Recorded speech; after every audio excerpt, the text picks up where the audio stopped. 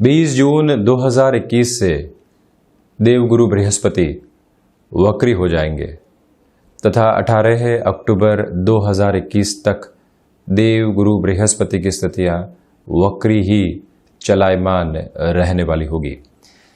यहाँ हम मीन राशि के जातकों के लिए ये चर्चा का समग्र आधार लेकर उपस्थित हुए हैं कि जब देव गुरु बृहस्पति शनिदेव की 2 राशियों में संचरण करते हुए वक्री रहेंगे तो इनकी दृष्टि के, इनके स्थान विशेष के साथ में चलते हुए किस तरह के प्रभाव सामने निकल कर आ सकते हैं। आप गौर कीजिएगा कि जो ये 20 जून से लेकर 14 सितंबर 2021 तक का समय अंतराल है, देव गुरु बृहस्पति कुंभ राशि में चलायमान रहते हुए ही वक्रगत आधार के साथ में निरंतर गति करने वाले होंगे। तो वहीं पर 14 सितंबर 2021 से 18 अक्टूबर 2021 के समय अंतराल तक देव गुरु बृहस्पति की स्थितियां मकर राशि स्थान में चलायमान रहेगी, जो देव गुरु का नीचस्थ राशि स्थान भी है। और इसी के साथ में चलते हुए आप देखें कि शनिदेव स्वराशि स्थान में ही, मकर राशि स्थान में ही गमन कर रहे हैं।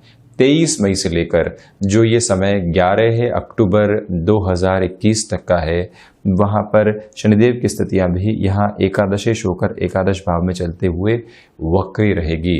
तो जब हम यहाँ राशि भाव के अधिपति और दशम भाव के अधिपति बृहस्पति के साथ में ये चर्चा कर रहे हैं तो 2 सिरों के साथ में इस चर्चा को बांटने की आवश्यकताएं रहेंगी। पहला हिस्सा तो ये कि यदि जन्मकालिक स्तर पर देवगुरु बृहस्पति वक्री है तो आप इसको अलग सिरे के साथ में देखिएगा, तो वहीं यदि मार्गी है तो उसको अलग सिरे के साथ में देखें। अभी जब वक्री हो जाएंगे तो फलाफल किस तरह के निकल कर आते हैं, ये चेक करने के लिए आपको अपनी जन्म पत्रिका की आवश्यकता रहेगी। जो अंशगत व्यवस्थाएं जन्म पत्रिका में लिखी होती है उसके आगे यदि बृहस्पति की जो अंशगत व्यवस्थाएं हैं वहां वह लिखा हुआ है या फिर प्लस का निशान है, तो आप ये समझ लीजिए देवगुरु बृहस्पति जन्म कालिक आधार पर वक्री है। और यदि वहां कुछ भी अंकित नहीं है, इसका अर्थ यह है कि मार्गी है। तो यहाँ जब जन्मकालिक आधार पर आपकी कुंडली में देवगुरु बृहस्पति वक्री है और अभी जब वक्री हो जाएंगे तो आप देखिएगा कि जो आपके लिए अभी तक कामकाजी जीवन के अंदर जो अनुभव के साथ में हासिल होना होता है, एक्सपीरियंस आपको बहुत अच्छा खासा है, आप जॉब चेंज की तरफ जाना चाहते हैं, आप व्यापार में कुछ नया करने की कोशिश बारंबार करते हैं किंतु हतोत्साहित होकर लौटते हैं।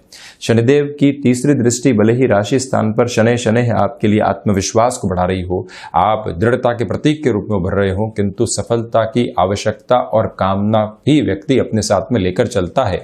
तो ये जो यहाँ अर्थ विशेष है, आप जो अपनी सोच का खर्च कर रहे हैं, द्वादश के साथ में व्यक्ति सिर्फ एक्सपेंसेस को नहीं देखता, द्वादश के साथ में व्यक्ति विदेश संबंधी गतिविधियों को ही नहीं देखता, इसके साथ ही साथ में व्यक्ति की सोच का, चिंताओं का कितना व्यय उसके साथ में चल रहा है, ये भी समग्र विश्लेषण यहाँ द्वादश भाव के साथ में होता है। और इसी आधारभूत तथ्य के साथ में आपसे कहना चाहेंगे कि जो 5वीं अमृतमयी दृष्टि यहाँ चतुर्थ भाव पर है, 7वीं दृष्टि जो यहाँ प्रथम त्रिक पर है और साथ ही साथ में एक त्रिक में विराजित होकर जब देवगुरु बृहस्पति यहाँ द्वितीय त्रिक को भी देख रहे होंगे तो आपके लिए कामकाज के अंदर जो हिडन प्रॉब्लम्स होती है, ऋण संबंधी स्थितियों में परेशानियां होती है, शत्रु जो सताने वाले होते हैं कामकाज की शुरुआत में, और जो मानसिक सुख प्रत्येक दिन आपको कार्य से मिलना चाहिए, वो यहाँ पूर्णता के साथ में बना रहने वाला होगा।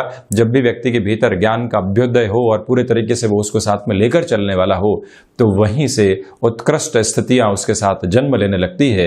ये प्रवाह आपके सम्मुख रह सकता है। इन दोनों को आप कितनी दृढ़ता के साथ में कर्म के प्रति आसक्त होकर लेकर चलते हैं, उसी से आपकी विजय की स्थितियां लगातार अनुभूति के साथ में जुड़ती चली जाएंगी। तो वहीं इस बात पर भी गौर करने की आवश्यकता कि जो भी विदेश संबंधी कामकाज यहाँ पर चल रहे हैं वहाँ पर तीव्रगामी होकर आप बढ़ने वाले होंगे। वीज़ा संबंधी इश्यूज लंबे समय से चल रहे थे, यहाँ प्रयास करते हैं। आप अपने नौकरी पेशा जीवन में कहीं पर भी ऑन साइट की अपॉर्चुनिटी लंबे समय से खोजने का प्रयास कर रहे थे, सफलता नहीं मिल पा रही थी। 2 से 3 बार अवसर आए, किंतु अवसरों के साथ में जो एक सकारात्मकता शुमार होनी चाहिए थी उससे बहुत पीछे रह गए। ये समय विशेष वहां आपके लिए एक तरह से कीर्ति की स्थितियों को लेकर आ सकता है। रिसर्च संबंधी कामकाज में आपके लिए निरंतर यहां प्रगति के आयाम रहने वाले होंगे। तो वहीं जब कर्मेश और राशि भाव के अधिपति द्वादश के साथ में जुड़ाव रखने वाले हों और 14 सितंबर तक की इस स्थिति के अंदर जो आपके स्वास्थ्य के अंदर लिवर संबंधी या कोई भी उदर संबंधी दूसरी परेशानी बनी हुई थी, उसको भी प्रॉपर बेस पर डायग्नोस करवाकर हिम्मत के साथ में चलते हुए आप ट्रीटमेंट की ओर जाते हैं, तो वहां पर भी स्वयं के शारीरिक स्तर को मजबूती देने वाले हो जाते हैं। ये भी एक विलक्षण स्थिति आपके सम्मुख रहेगी। तो वहीं 14 सितंबर से 18 अक्टूबर के मध्य अंतराल में जब यहां अंतिम उपचय के साथ में शनिदेव के साथ में देवगुरु बृहस्पति की स्थितियां रहेंगी, कामकाज के साथ में एक एसेंस आता है जिसको हम एक्सपीरियंस से भी ऊपर की स्थिति कहते हैं।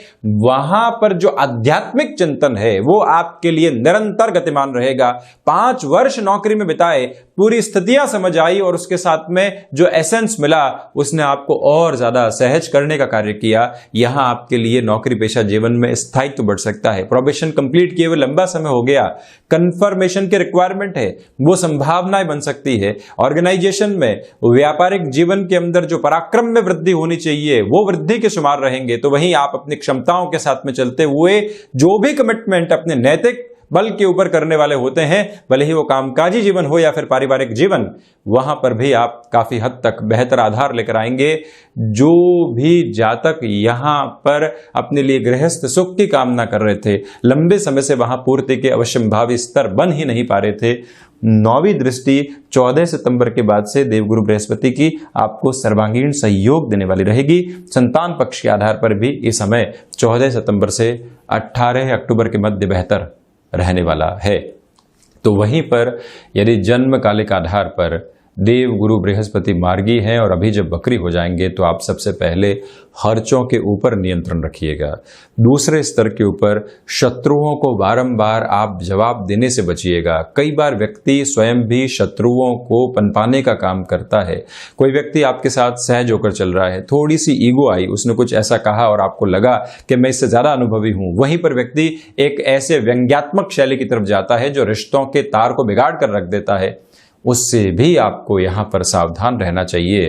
तो वहीं पर इस बात को भी पूर्णतया स्मृतियों में रखें कि जो आपने अभी तक किसी भी नए प्रोडक्ट के ऊपर वर्क किया है, उत्साहित रहे।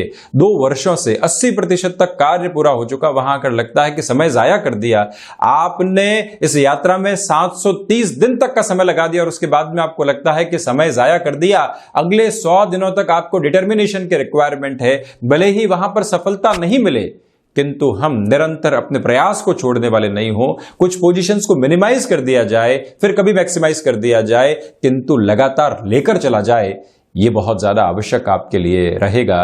तो वहीं देव गुरु बृहस्पति की स्थितियों के साथ में चलते हुए विदेश संबंधी कार्यों में थोड़े से अवरोध आ सकते हैं। शिक्षा संबंधी स्तर के ऊपर जो गति आपकी बनी हुई थी उसमें कमी आ सकती है। इसी वजह से स्वयं को समझाना कि हम अपनी रफ्तार पर काबिज रहेंगे, ये ही कई बार उस समय के साथ में खुद को लेकर चलने की गति रहती है।